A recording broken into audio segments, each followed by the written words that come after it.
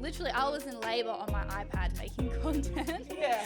Still working. I remember actually. She snapped me that day and then all of a sudden there was a baby. I was like, oh. Yeah. Hi, I'm Gina. I am the founder of Smileback and welcome to the Smileback podcast. Over here, we are all about mental health and creating a happy and healthy community. I hope that you plug in weekly for our episodes. We are doing this all the way to our showcase where we will be releasing our line of apparel. So yeah, I hope you guys tune in, subscribe, like, comment, let us know what you think. And I'm excited to have you guys on the journey. I'm here with my first guest, Kaytlyn, e-com entrepreneur and agency owner, and most importantly, my best friend. Mm-hmm. How are you today? I'm good. All right. So, how's this year been for you? Shit. Yeah, that sums it up. Yeah. All right. Let's get a bit of backstory though. So, how did you get into e-commerce? That's such a good question. I don't even know how I got into e-commerce. I think I just got really into being an entrepreneur, and I knew ever since I was in high school I wanted to be my own boss. So when I left high school, I went to uni, I had no idea what I wanted to do. But then I kind of just started watching YouTube videos about financial freedom, managing your money, all that type of thing. And while I was studying financial advisory at uni, I literally just got into e-commerce out of, learning from YouTube and that type of thing. Yeah, that's pretty much it. I know, you're actually one of the smartest people I know. Like, sometimes you really, really shock me. Mm. And for being, like, your age, like, you're 22 and you've accomplished, like, so much. Mm. When you did start, like, your journey into e-commerce, how has that been? Really difficult. The first thing I'd like to say is in my first year getting into e-com, I spent $50,000 and I completely lost all that money, just spending it on the wrong things, spending it on stock, outsourcing work that was not worth the money, all that type of thing. So I think there were a lot of learning lessons when I first started out, but it's all good. I got all that money back now, so it's fine. Yeah. And do you feel like some of those hard lessons have, like, come of, like, say, like, losing $50,000 because you've basically pretty much done this journey alone? Like, you haven't really, had, like, a history of, like your parents being in e-commerce or having someone to, like, guide you and, like, pretty much make the mistakes for you so you don't make them. How do you, like... Yeah, I feel like the only way you can avoid a lot of these mistakes is through experience. You can have all the knowledge in the world, but even like when it comes to making really important business decisions, if you don't have the right gut feeling and you haven't like trained your intuition on the right type of decisions to make, you're going to make the wrong one. And I see it with a lot of my clients who they're starting their first e-commerce brand. And when I do give them direction or I do advise them against something because I have been through the exact same thing they're going through, sometimes they're a bit hesitant to take my advice, or they're a bit like, oh, but this and that, and they make excuses for it. And then when they do make the bad decision, I'm the one who ends up being their therapist and picking up the pieces. I know that's true because you're my therapist all the time. So I completely agree. I feel like though, when you're a business owner and you haven't made those mistakes, it's really hard sometimes when you have a picture in your head or you have like a really strong idea of how you want things to go, and then you have another voice saying, okay, maybe like do it this way, and you're just like, but I feel like I want to do it this way. I know we've definitely had conversations like that, and like I've had to learn on my own. Yeah, I feel like especially as women and all the like female entrepreneurs that I work with, we get so emotional, but it's also to our detriment. And especially when you are making business decisions, you have to take the emotion out of it and look at what's realistic and what's most financially profitable.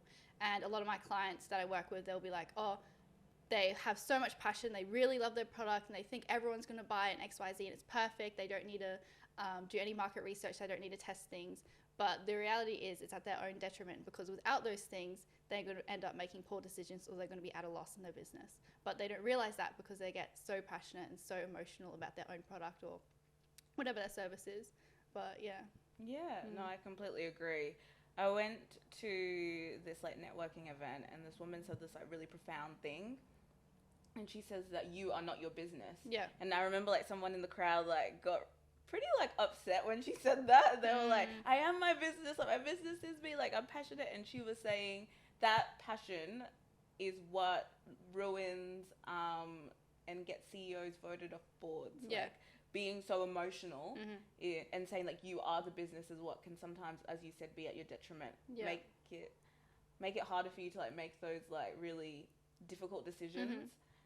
Or like you said, taking the emotion out of it and being able to do what's right for the business and not what's like really right for you. It's like, it can be really hard. I've definitely suffered with it myself. But like just separating the two, but it is pretty important, especially if you want to be successful. I think the first example that comes to mind, and this is good advice for you for when Smartback's line comes out. Yeah. But one thing I see is that a lot of business owners get into debt, or they spend all their capital in the early stages buying too much stock. Now, if you're manufacturing overseas, obviously you got the higher MOQ, so minimum order quantity, usually in the thousands. And what I see is a lot of small business owners will not know how to negotiate, not know how to speak to these manufacturers properly, not know how to in-source locally or domestically in Australia. And then they'll end up spending thousands, if not tens and thousands, on import tax, on the actual product itself, shipping, freight, all these unnecessary things that end up, costing them so much money when they could have saved money by not ordering as much stock. Because in the business owner's mind, they're thinking, oh my gosh, everyone loves my product, everyone's going to buy it. But the reality is you haven't even launched yet. You have no marketing strategy. You have no idea what you're doing. As much as you love your product, 10,000 people are not also going to love your product, and you're not going to make that money back, let alone in 6-12 months' time. Yeah. So, I think that's one of the biggest mistakes I see a lot of startup business owners make. Well, you got that for free. Yeah. So talking about mistakes and obviously you have the knowledge. When was your first e-commerce? When did you start selling your first e-commerce product? I think it was when I was 18 years old, so back in 2019. And my first e-commerce brand, Yummy Skin, which was a skincare brand, I only made my first sale after a year. Yeah. And that's because first of all, I private labeled my product, so it really wasn't that unique. Second of all, I had no marketing strategy, no really good marketing knowledge. I was just doing what everyone else was doing, trying to get influencers, doing gifting campaigns, all this random type of shit that doesn't really work if you don't know what you're doing. So and I kept just buying stock, gifting out, but I wasn't actually selling anything. And it took until 12 months when I built up enough UGC and built up enough social proof that I actually started to make sales. But even then, my other skincare brand that I was doing on the side, Yummy Recipe, that's where I was just wholesaling and retailing K-beauty skincare. So completely different concept to Yummy Skin. But that's the one that started making more money, actually, instead of Yummy Skin. But yeah, it took 12 months to actually get the ball rolling. Yeah. Yeah. And I feel like, is that what you find as well, with businesses, and especially when you're dealing with clients, is managing the expectations? Look, you're not gonna make $10,000 in the first month. Especially with social media, I feel like a lot of people see all these ads oh, here's a way to make $60K in 3 months. Yeah. Again, I think it comes back to that emotional aspect where entrepreneurs being so passionate about their business or their product that they think everyone else in the world is going to love it, but that's just not the reality. And I get a lot of people that I hop on discovery calls with talk about, I'm selling female condoms or this magic lip gloss or something like that. And I'm just like, okay, and there's nothing. There's already millions out there. Why would I buy from your product versus anyone else's? And it's being able to actually differentiate your main selling points and your main point of difference between your competitors is what's going to help you stand out in the crowd. And a lot of small business owners that I do work with, they sometimes have set their expectations way too high in the early stages. And they see they see their competitors or other e-commerce brands having all the success, but that's just surface level. They don't see all the work that goes into it. Specifically, I have one client that I'm working with right now who's doing really, really well. They're awesome. And a lot of other people in their industry have reached out to me knowing that I work with them, thinking they're going to get the same results. But the fact of the matter is this person has capital. They invest all their time and energy into their business. We're doing ads on the side. We're doing organic. We're doing email marketing, all these other things that those people either don't want to invest in or they can't afford to. So that's why their results are so good. You're not going to get the same results if you don't put in the same amount of work or money. Yes. Let's talk about that because we've spoken about this, but I feel like there is this massive, I'm like, there's this massive campaign on social media where people try to make it seem like, oh, be an entrepreneur, be a business owner, you know, quit your 9 to 5, flexibility. Some of you don't need to quit your job. Some of you are better employed. And that's not me saying that people shouldn't go after their dreams and they shouldn't work hard. But we have kind of romanticized being self-employed. And so I actually really want us to talk about like what is behind Let's go. the real Well, as a single mom and someone who is fully self-employed and who works full-time, it's shit. It's not all people look at it with rose-tinted glasses. They see the surface level. They don't see all the hard work that goes in at the end. While I am very grateful for myself, like, yes, I can live comfortably. I can provide for my daughter myself. I can pick my own hours, all that type of thing. I have staff that help me. It took years to get to that point. Even then, if I don't maintain like at least being half involved in my business, or if I don't rely on my staff and I don't do all these other things, I'm not going to be making money. And like, I think a lot of people think, oh, I'll just get into affiliate marketing, or I'll just be, what's that word? Like those airborne girls. They think that Wi-Fi money comes so easily. Like, I get what you're saying. Like basically, there is this romanticization of like, I'll be able to work for myself, I'll be able to set my own hours because I'm really good at my job and I'm a really good worker, therefore that's going to translate when you go into your own business. No way. But no, the mentality is completely different. Because just because you're a really good employee doesn't mean you are a really good leader. And that's not to take away from anyone, but there is definitely a safety net in having a boss, in working for a company, having like worked for various different companies. I've been working since I was 14. I feel like there is definitely the safety net is you don't have to show up every day. And if you don't show up every day, it's okay because you still get paid. You can be mediocre in your job and still get paid. You can't be mediocre in your business and still get paid. Like you always have to show up pretty much as your best self. Consistently, constantly, and with discipline, whether you feel like it or you don't. Like we can go to work and sometimes, you know, and when I say work, I mean you can go to your job. Sometimes you don't feel like it, and sometimes, you know, you're and you just do like half the role, and then you kind of pick up on the next day. But if you do that when you own your own business, like you suffer, you have to catch up. You can't afford to be slacking off as a startup or small business owner. And as you said earlier, it really comes down to consistency and discipline. You don't need motivation, you don't need passion, you don't need none of that. Do you think I'm passionate about e-commerce? Not really. I like it because it makes money, but I'd rather be sitting on a beach in Hawaii doing nothing, not shipping out orders, you know? And I think that as long as you are disciplined every single day, put in the work every single day, have that accountability, take responsibility for your own business, and really, you know, push yourself to do better every single day, push yourself to accomplish things every single day, that's what's going to make you successful. Whereas, you know, you look at a couple other, I've seen a lot of other entrepreneurs where they're like, oh, I've been in business for 10 years, but I'm still not hitting 2K months, 5K months. And I'm like, how have you been working for 10 years straight and not been putting in that much effort? And it's those type of people that are inconsistent, and eventually they'll give up. And as you said, those are the type of people who need to stick to their 9 to 5, who need to stay employed and rely on someone else for a paycheck versus themselves. Because the reality is, in my business, if I don't work, I don't get paid. So, Exactly. And another thing is, there is a difference between being self-employed and being an entrepreneur. Okay? Being self-employed means you are your business. Without your business, you don't eat. Okay? If you take time off, you don't have money. When you are an entrepreneur, you cannot be in your business or businesses because, you know, you have staff, you have other people taking over.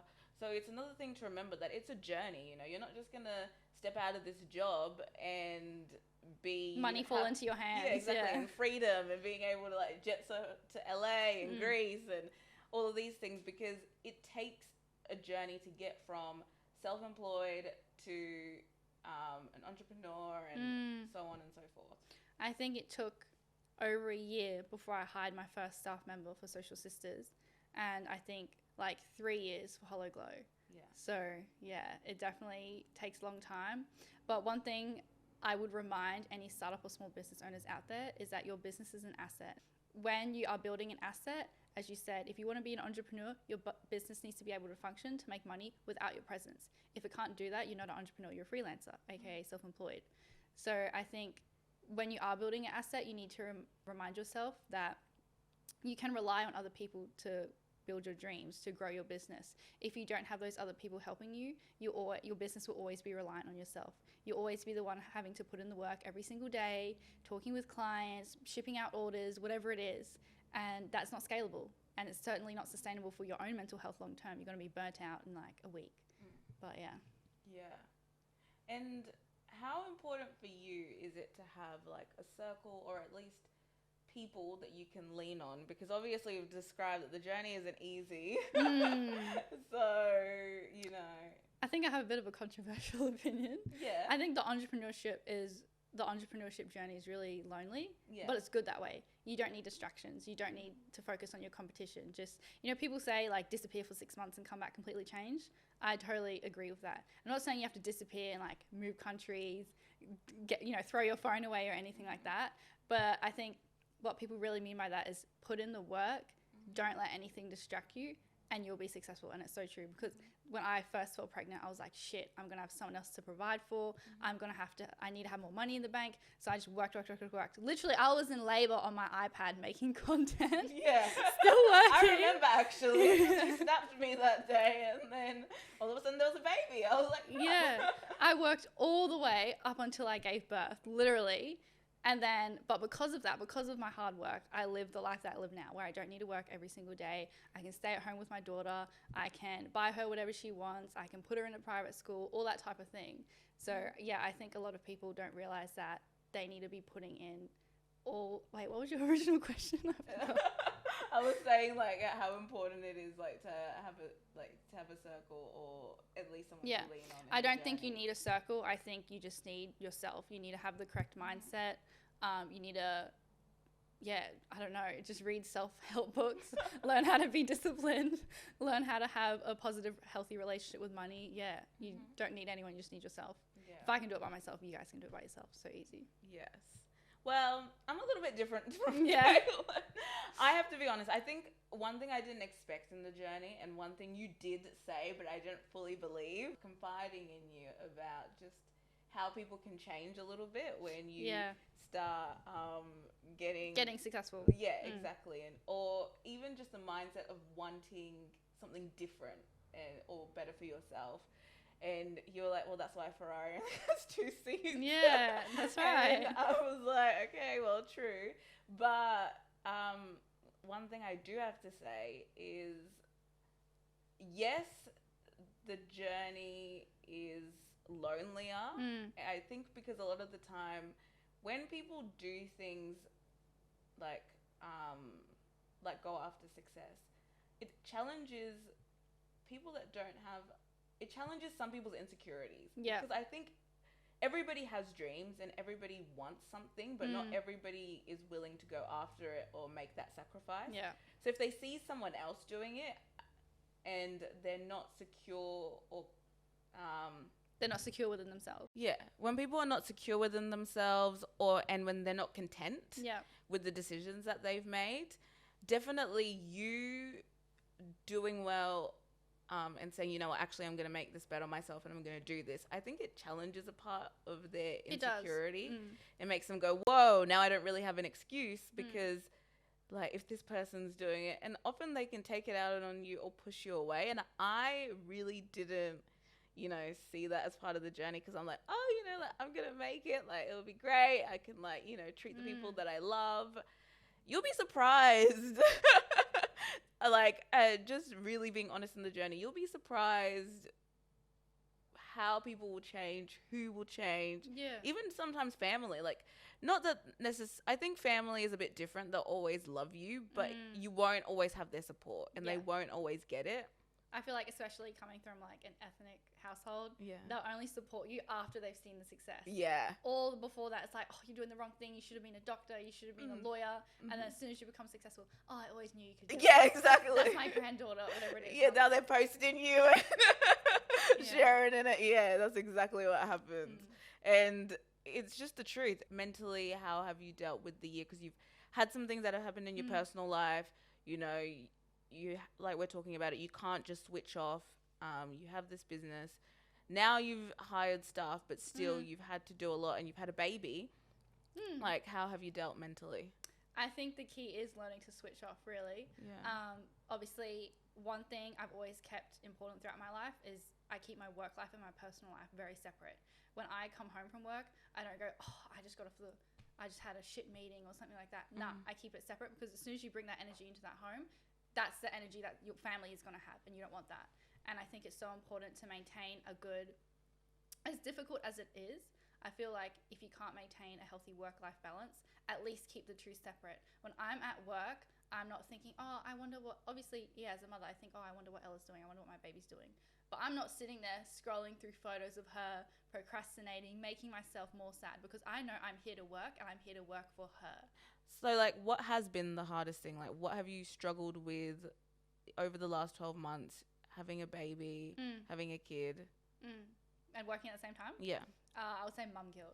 And it sounds really basic, but everyone has it. Multi-millionaire, billionaires have it. And it's like, even though I'm a full-time mum and I'm with my daughter full-time and I'm her primary caregiver, I still feel like I'm not there enough. And even though I only have to work part-time realistically, I still feel like I've missed out so many milestones in her life, even though I haven't missed anything. I'm still waiting on heaps, you know? Yeah. So I think as a mother, or even as a parent, you always will have some element of mum guilt or parent guilt, feeling like you're not doing enough for your kids or you're working too much. And I saw this saying that really struck me the other day, and it was like, no one will remember how hard you worked except your kids. Yeah. And it wasn't, I think it more so meant like your kids will remember all the times that you weren't there when you were working and you weren't playing with them, blah, blah, blah.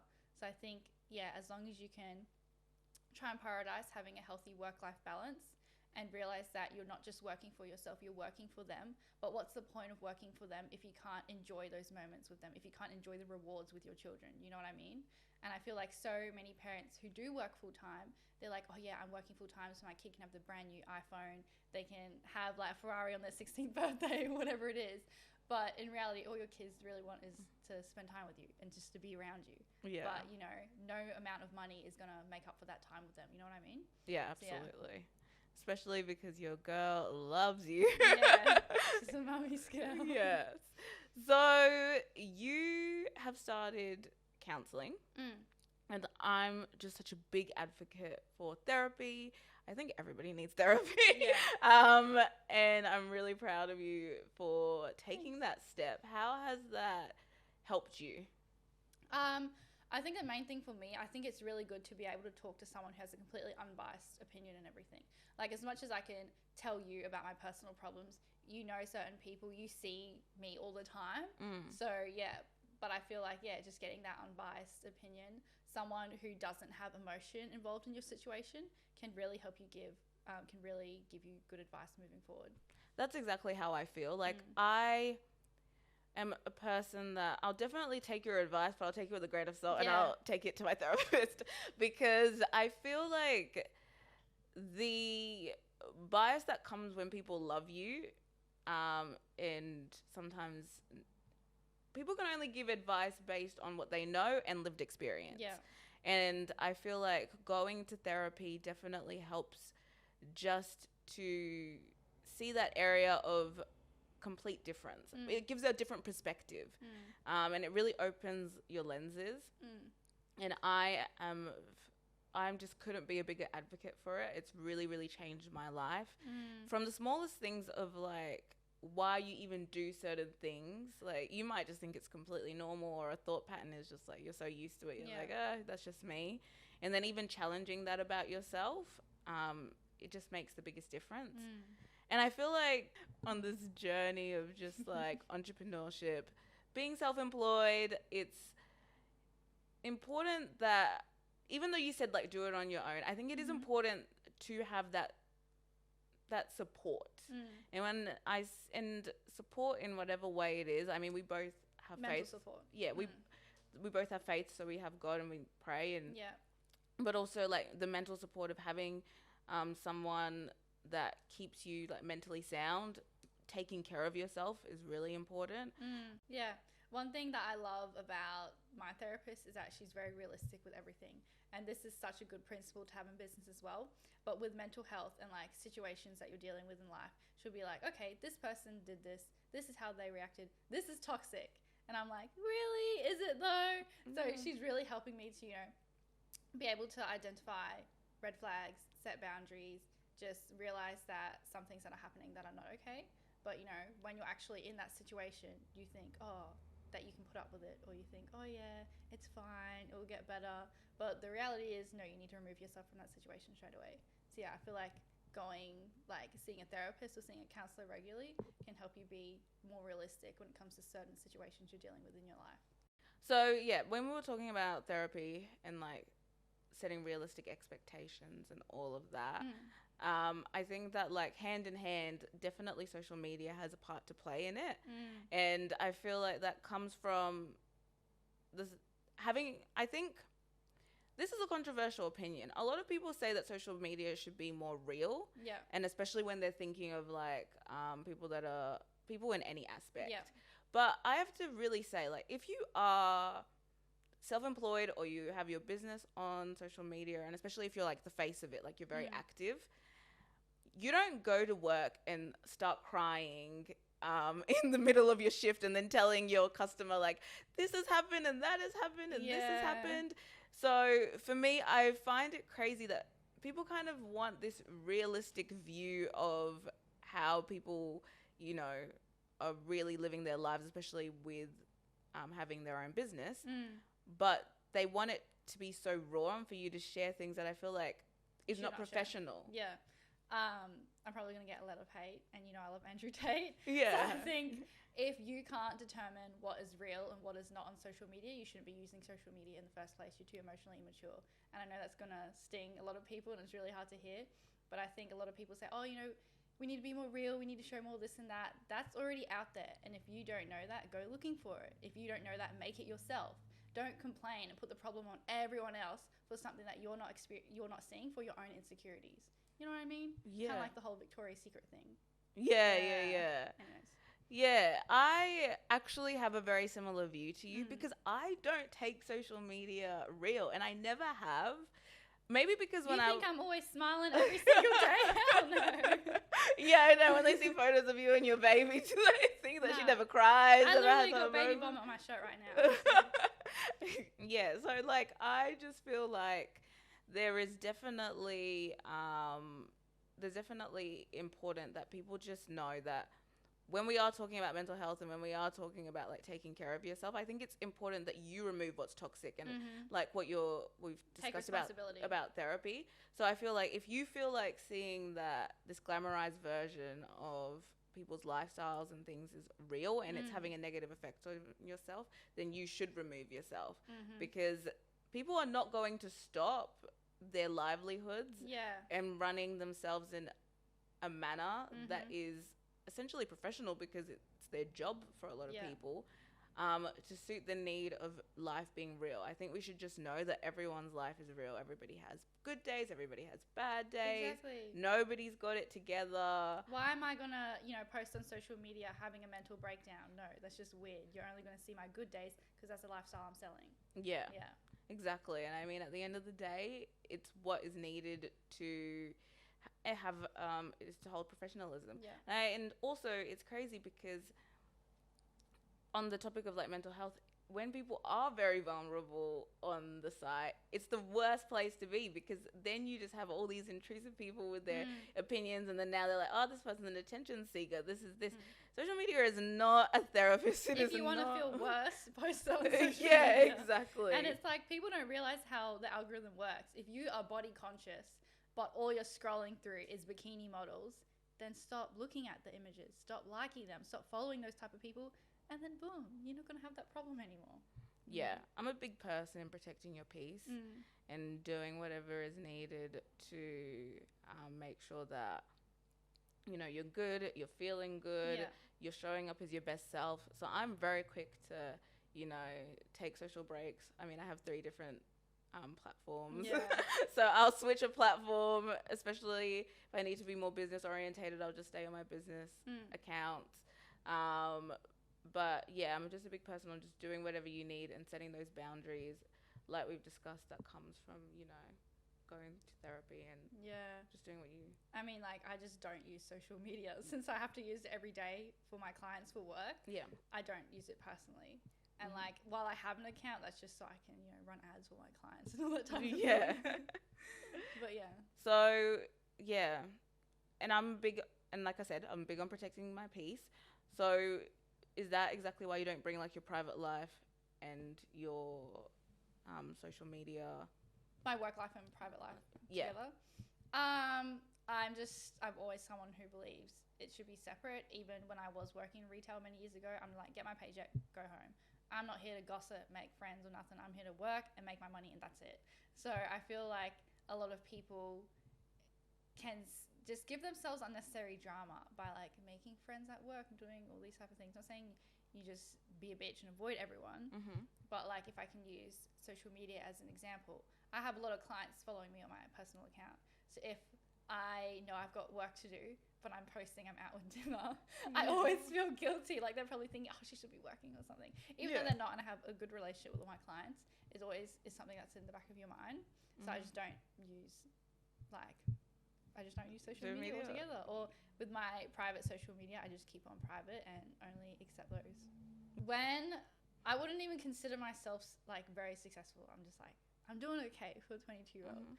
But when I started, like when my businesses started to take off, specifically when I closed the gap between that personal and work bridge and I put my businesses in my personal account bio, I started getting all these messages from random people that I've like never spoken to in years, like from school and stuff, saying like, hey, like, how you going? How's your baby? And I'm like, what? Like, I don't even know you. Yeah. And then like some of them I just ignore, but some I was like talking to a little bit, like, oh yeah, I'm good. And then they say like, so how'd you get into e-com? Like, what are you doing? Like, can you give me some tips and that type of stuff? I'm just like, oh, bruh. And it's really frustrating because I'm like, okay, so you just want to use me for something. But also like, what I've done is not special. Like I don't think I'm super smart. Everything that I've learned is available freely on YouTube, in books, like whatever. So I'm just like, anything I tell you is not really going to be really different from what you can learn from yourself. But Yeah, no, definitely. I feel like when we were talking like before about how when you're starting off, you definitely get the most, I would say, adversity. Oh, you have a little business. Your small business is so cute. Yeah, I've had all that. Yeah, exactly. You definitely get the adversity. We spoke about it, like friends, family. Things change in your life. I even had some people from my grade apply for my job ad for my agency, but I didn't even realize it was them. I was like, why does this person look so familiar? And then like, I did a Facebook stalk and I was like, we went to school together. Yeah, I'm not hiring, sorry. Yeah, but it's crazy that when you do start to get success, that pendulum kind of flips, and then it doesn't change the fact that like you still have to be very aware of like who your real friends is and who your core group is. But now it's for like a different reason because more people are out for what they can get from you and what they can get out of you, instead of like before when they were just like looking at you not thinking you would make it. When you finally do start doing what you set out to do, then they're like, oh, okay. Like, oh, now what can I get from her? Like, yeah, and I think it goes back to that insecurity thing because now that I think about it, I had like quite a few friends who were really, really into business, and I mean like me, into day trading, forex, ecom, real estate, like all that type of stuff. But over the years, as I started to make more money, grow my business, scale up, blah blah blah, I stopped talking to these people, stopped hanging out, and our friendship kind of like slowly diminished. But they're still at that level. Their business hasn't scaled. They're not really doing anything. They're still going out clubbing, partying, blah blah blah. So I feel like people, when they see your success, they do get really, really jealous and they do feel really insecure within themselves. But at the end of the day, it's their loss. If you lose people like that, that's great. You can focus more on yourself, not have any distractions. Yeah. But I do find that you have done a really good job of always wanting to be around, like you're the opposite, like you're a very secure person. You've always like wanted to be around people that are better than you, that are more successful. And if you meet anyone successful, they always say to keep yourself around people that are doing better than you, smarter than you, because you want to get to that level, and there's a lot to learn from them. Well, there's a saying, if you're not the smartest person in the room, you're in the wrong room. Yeah. So, yeah. Exactly. So do you find then that just having of maybe like change things around, like your circle having changed, life having changed, that you've like made that consistent effort to just always want to be better by surrounding yourself with people that are better? Yes, I wouldn't say so much making a conscious effort. I feel like it just comes naturally. So I feel like when you're at a point in your life where you are reasonably financially free, you kind of just don't really associate with people who aren't, if that makes sense. Not that you're discriminating against anyone. It's just really hard to vibe with people and find that common ground for people who are still working a 9 to 5, or people who are still judging others, or all that type of thing, where it's like when you're on the same level or higher, you can gain something from each other, whether that's knowledge, empowerment, inspiration, whatever it is. But associating with people who aren't on the same level, who are still learning, who are still getting their shit together, there's no point in associating yourself with them because you don't gain anything from it. Does that make sense? Yes. Yeah, I'm not saying like you want to take advantage of people, but hanging out with them is only going to mentally drain you more. Yeah. So do you mean when you say this in a business level or a personal level or a professional level? I would say both. Obviously, I do have friends like from school and childhood and stuff who aren't in the business world, and that's totally fine. But it just means I never talk about business stuff with them, or they're a different kind of friends. They're the friends who I want to go on road trips with, or, you know, detox, spend time with. But if I want business things, I'll go to my business friends. Yeah. No, it makes sense. Separating the two is often good. Yeah, like what I was talking about, work and personal life. Yeah. Yeah, you definitely stick to it. And so when you really like see yourself moving forward, like what do you see for yourself in the future in terms of like how you're going with the business, with the agency? Actually, I haven't announced this publicly yet at all, but I want to exit. So I really miss being hands-on in e-commerce. I want to get back into Hello Glow and back into my other e-commerce brands. So yeah, I'm definitely planning on selling the agency sometime in the next couple of years. Yeah. And hopefully retire. Retire, but still working because I want to do something still. Yeah. Yeah, you just want to transition because you love a challenge. That's one thing I do love about you. We do share in common. Like you do love to challenge yourself, to want to like do better. I feel like, as you said, I'm someone who likes a challenge. I get bored really easily. So once I become good at something, I'm like, okay, well, what's next? I want to move on to the next thing. So with Social Sisters, I'm like, okay, I've already grown it to the point where I'm happy with. Pretty much now I just want to scale till we make more money and then sell it for a huge profit. So there's really nothing else that I really need to learn that much. Whereas in e-commerce, it's changing so much faster. There's so many more things to learn. I can try out completely different products. I can jump through all these different industries. So I feel like that's what really interests me. That's what's going to be my next challenge. Yeah, well, that sounds exciting. And in the new year, keeping up with your like counseling and everything, are there like steps that you are making to make sure that you are just the best version of yourself? Are you going into it proactively thinking of goals to make sure that you are taking care of yourself? The main one I would say is setting boundaries, and this is like, sounds really basic, but so many people don't do it. So yeah, I feel like setting boundaries in both your work and personal life. Yeah, that's pretty much it. Yeah, I think life is all about that. It's living and then reevaluating and changing, and then living, reevaluating, and then changing, so that you can often, you know, make sure that you are in the best place, and you are taking care of yourself. Well, thank you for coming on. Okay. Is there anything you want to plug or anything that you're doing in the near future? Nah, life's pretty boring right now, but it's good. It's chill. I'm enjoying it. Okay, well, thank you. Thank you guys for tuning in to our first episode.